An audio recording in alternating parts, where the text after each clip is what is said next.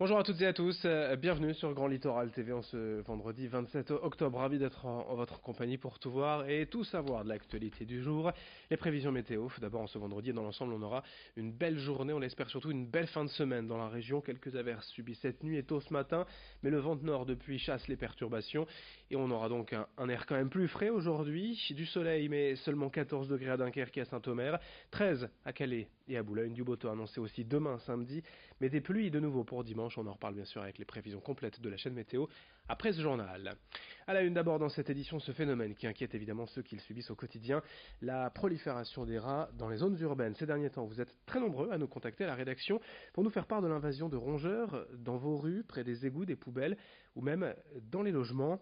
Les rats seraient devenus particulièrement résistants aujourd'hui aux produits raticides et le problème c'est qu'ils portent de nombreux parasites et peuvent donc nous transmettre des maladies. Alors comment expliquer concrètement cette multiplication des rats et surtout comment lutter contre et de manière efficace? Céline Huret a rencontré un spécialiste de la dératisation. Il y a plusieurs signes, effectivement.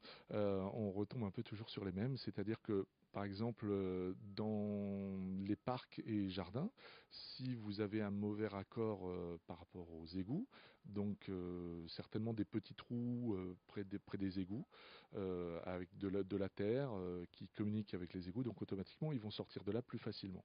Et les signes, par exemple, dans une maison, ça serait que vous ayez des remontées d'égouts dans la cuisine, dans votre salle de bain. Et ça, automatiquement, si vous avez une odeur, c'est qu'il y a un mauvais raccord. Parce que vous avez vos siphons qui font très bien le travail. Donc s'il y a une odeur, c'est pas normal. Donc un mauvais raccord, le rat peut se passer par ce mauvais raccord et arriver directement derrière les plaques. En image également, l'association Le Panier de la Mer à Boulogne a reçu hier la visite de Guillaume Delbar, vice-président de la région en charge de la rénovation urbaine, du logement et de l'innovation numérique et sociale. Cette structure emploie aujourd'hui 19 personnes plus ou moins jeunes. Tout était auparavant au RSA, mais ici, elle travaille, un contrat de 24 heures par semaine, et elle bénéficie en prime d'un accompagnement individualisé. L'objectif est de leur permettre de retrouver un emploi stable à l'issue de ce contrat. C'est en fait une manière de reprendre une activité après plusieurs mois sans travail.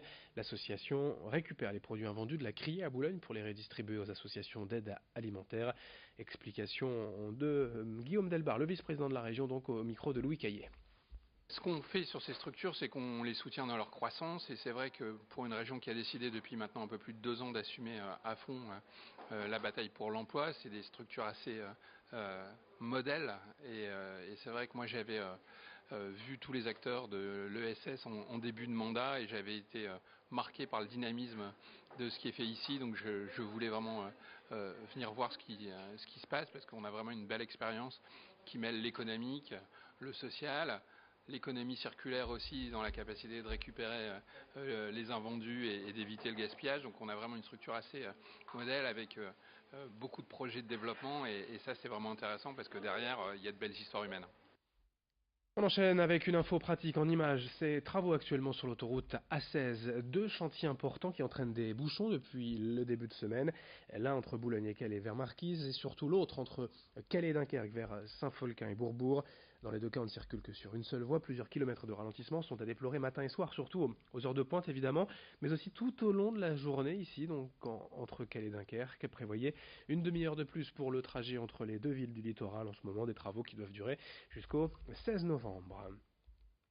On enchaîne avec l'Office de tourisme du Pays de Saint-Omer qui veut faire vivre la région toute l'année et surtout attirer les touristes même en hiver. Après une saison estivale réussie, l'Audomarois estime que son territoire peut aussi être une destination de basse saison. La Coupole, le Marais, le centre-ville de Saint-Omer, mais aussi toutes sortes d'activités ludiques et insolites à faire même quand les températures chutent. Saint-Omer croit en son potentiel d'attractivité et veut le faire savoir. Le directeur de l'Office de tourisme et de congrès du Pays de Saint-Omer, Julien Duquesne, était hier notre invité.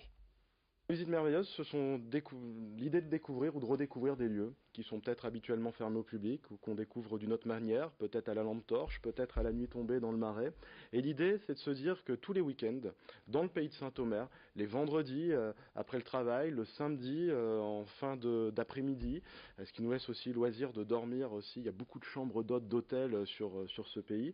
Et bien que tous ces week-ends, il y a quelque chose à faire entre le 10 novembre et le 4 mars. Donc nous allons proposer 35 événement, qui sortent de l'ordinaire. Aller dans le Marais, c'est une chose, mais y voir parfois une troupe d'acteurs ou de cirque sur un virage, ça peut être tout à fait surprenant. Découvrir la coupole, c'est magnifique, mais découvrir la coupole parfois quand elle s'éteint, juste à la lueur d'une lampe torche, je peux vous avouer que c'est quelque chose d'assez exceptionnel.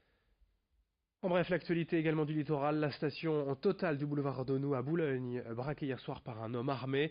Il a menacé l'employé, s'est fait remettre le contenu de la caisse. Il a réussi à prendre la fuite, mais la police est à sa recherche. Le syndicat CGT Santé a manifesté hier devant l'entrée de l'hôpital Duchesne à Boulogne, en opposition aux suppressions de postes annoncées pour janvier. 35 équivalents temps plein, soit 45 salariés en moins selon le syndicat, qui s'inquiète à terme d'une dégradation des conditions de travail du personnel. Et puis à Calais, une importante coupure de courant hier dans le centre-ville, une partie du boulevard Jacquard. Le secteur de Calais, Courguin, Chanzy et Méry sont ainsi restés sans électricité durant près de 2 heures avant que tout soit rétabli vers 17 heures.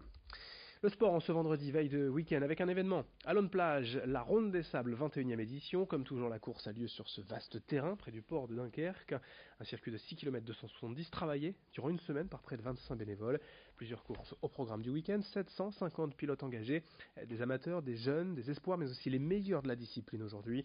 Demain, la piste est ouverte aux quad et aux juniors, et dimanche, c'est la course élite. La deuxième épreuve d'ailleurs du championnat de France de course sur sable, avec les meilleurs pilotes français internationaux au rendez-vous. Présentation de l'événement au micro de Corentin Escaillé. On a un superbe plateau le dimanche après-midi, vous avez tous les top pilotes, vous avez un champion d'enduro, un anglais Watson qui est là, vous avez le gagnant de l'année dernière du CFS, vous avez aussi un prétendant qui est le membre de notre motoclub qui est Stéphane Wattel, qui porte le numéro 5, donc il faut savoir que tous les top pilotes au départ de cette course dimanche porteront un dossard jaune pour que le public puisse les reconnaître. Du football aussi avec le tirage au sort du 7e tour de la Coupe de France, réalisé hier notamment par Hubert Fournier, entraîneur adjoint de Boulogne lors de la montée en Ligue 1. L'USBCO ira en région parisienne aux Ulysses, Dunkerque ira à Cambrai, le RC Lens ira à Neux-les-Mines, non loin de là. L'Olympique Marcois recevra le FC Fleury 91. Cette compétition, le 7e tour, c'est l'entrée en liste des clubs de Ligue 2. Pour le programme de ce week-end en championnat de France national, l'USBCO reçoit Lyon-Duchère ce soir 20h et l'USLD accueille Rodez demain à 15h. En basket, 2 matchs ce soir. Le SSM reçoit hier Toulon à 20h au Chaudron et le BSM Gravelines accueille Antibes à 20h30 à Sportica. Dernière chose, les horaires démarrés aujourd'hui à Calais. Marée basse à 12h16, marée haute à 17h53 et un petit coefficient de 38 cet après-midi. Voilà pour vos infos au Grand Littoral TV. C'est aussi la météo dans un instant. Très belle journée à toutes et à tous.